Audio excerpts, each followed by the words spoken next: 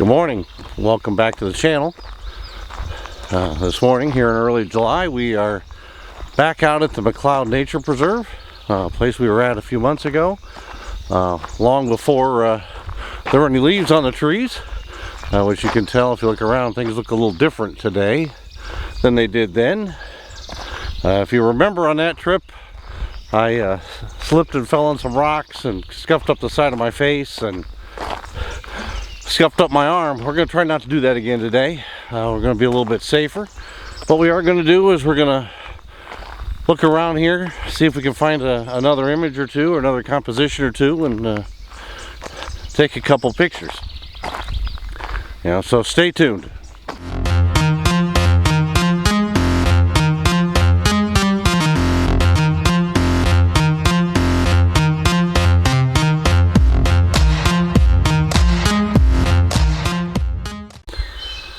Alright, so looking around, as the sun's coming up, I found myself, I think what's an interesting composition here on the bridge, shooting down low, and as you can see I'm set my tripod very low, and I'm basically sitting here on the bridge itself.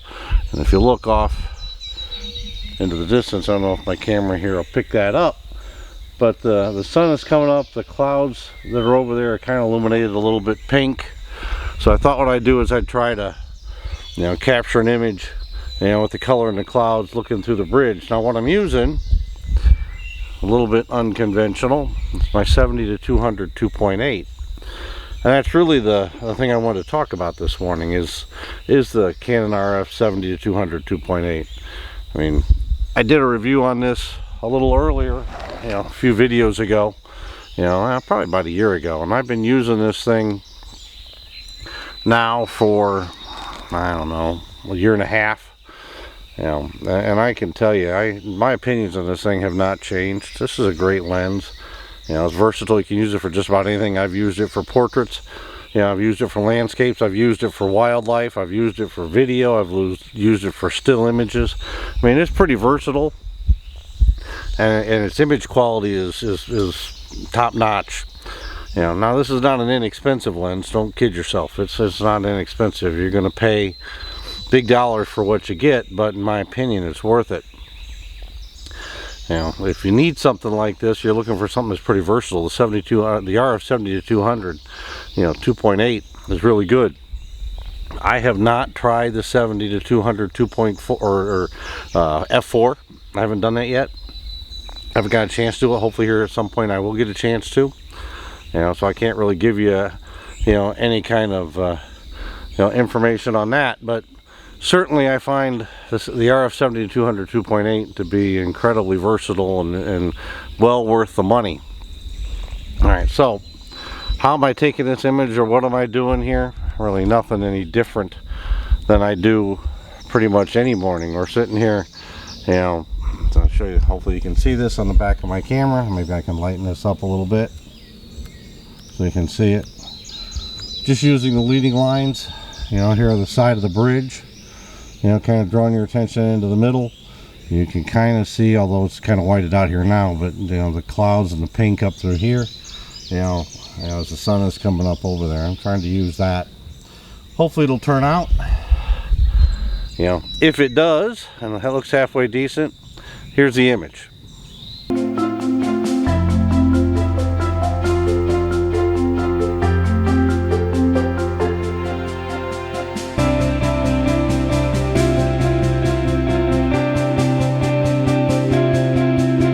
One of the things I find in the morning when I get out here on these trails, especially when I'm all by myself, early in the morning, there's a lot of spider webs and stuff.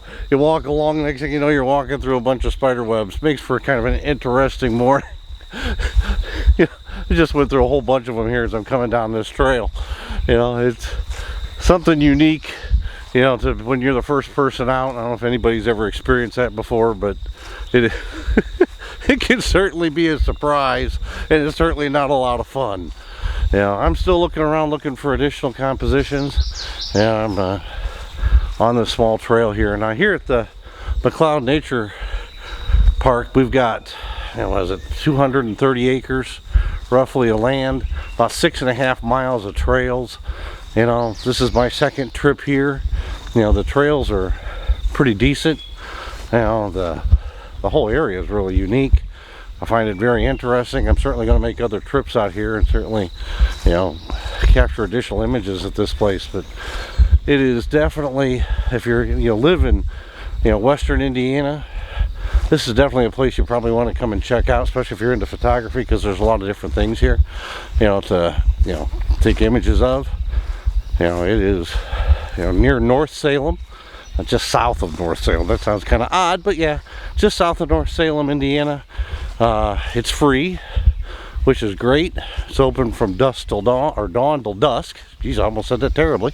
But certainly a place that if you're in the area, I think you might find it, you know, very interesting to get out and check out. Yeah, I'm coming around here. I'm actually, this trail seems to be taking me underneath the bridge, which is something I didn't expect, but down here by the water and by the bridge. Here, take a look. You can see the bridge is up here behind me. I wouldn't say that there's a, at least at this time of year, I wouldn't say that there's a lot of great flowers or, you know, ferns or things like that, at least not that I'm seeing, but, you know, it is definitely just ripe with compositions, depending on what your style is, you know, and what you like to shoot. Yeah, it is definitely a great place to be this morning. So continue to walk around, see if I can find another composition. That went through another cobweb right there. So stay tuned. Alright, so walking along this trail, I actually found a couple of wildflowers.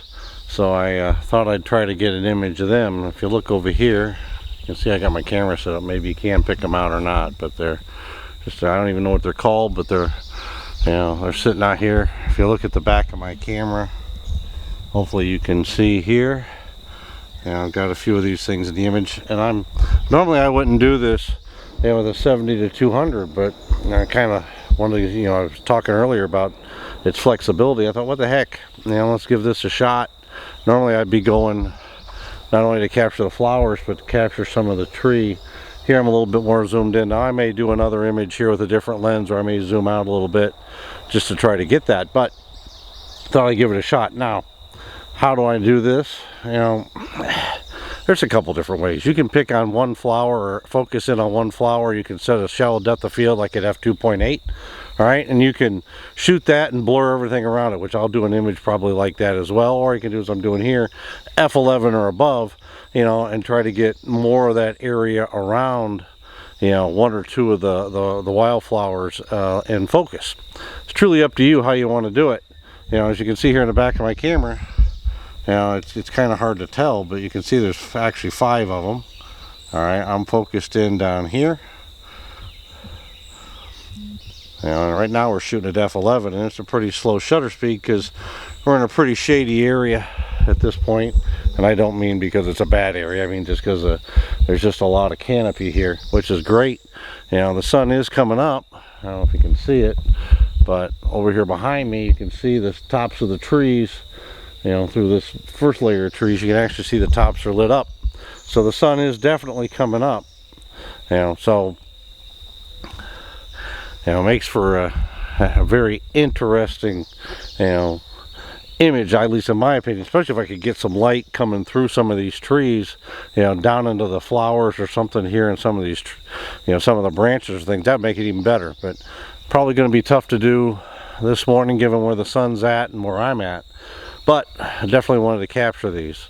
So I'm going to continue to look around here, see if I can find another composition or two, and then I'll get back with you.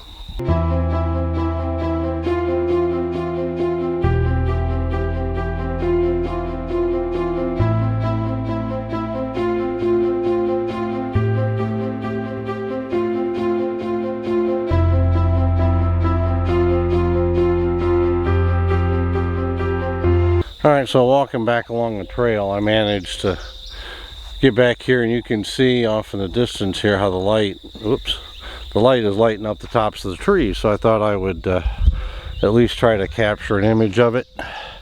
You know, There's the back of my camera so you can see it again. F11, quarter of a second, ISO 100. Now we've switched over to the 15 to 35, 2.8, just because I needed a little bit wider depth of field here. But certainly I could have used the 70 to 200.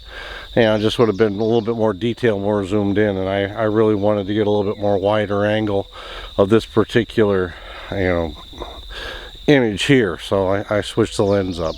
Now I'm going to end this video at this point. Thank everybody for coming along, and again encourage you to like, comment, and subscribe. Just a couple notes to end with. One, we passed 100 subscribers. I think as of this morning we were at 102, so thank you. I'd like to continue to grow that.